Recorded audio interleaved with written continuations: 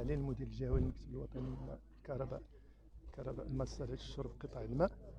فاليوم قمنا بزيارة ميدانية مع السيد العامل إقليم قرسيف باش نشوفوا تقدم الأشغال المتعلقة بتزويد مدينة قرسيف بالماء الصالح للشرب.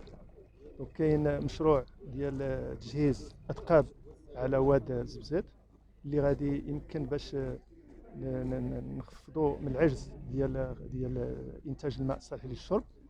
تقريبا واحد 50 لتر ثانيه اللي غادي تجهز ان شاء الله في اطار البرنامج الاستعجالي ديال الاتفاقيه اللي توقعت في ديسمبر 2021 اللي كتهم الحوض المائي ديال الوياع الجهه الشرقيه. الاشغال راها في طور الانجاز اللي ان شاء الله غادي يتم الاستغلال ديال هذه الاثقاب تقريبا في اواخر ديال افريل ماي 2023.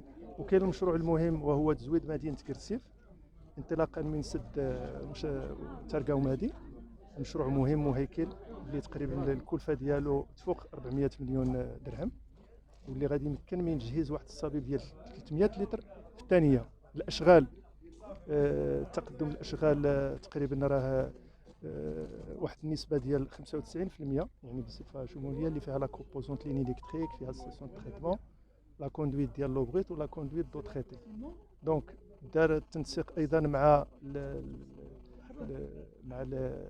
المديريه ديال الحوض المائي بالرباط اللي كتكلف ببناء ديال البراج ترقاومادي.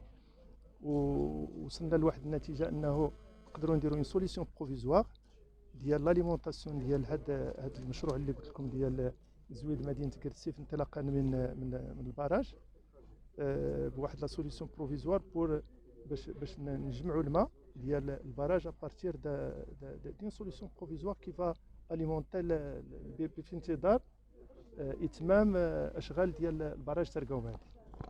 وشكرا. ما عرفتش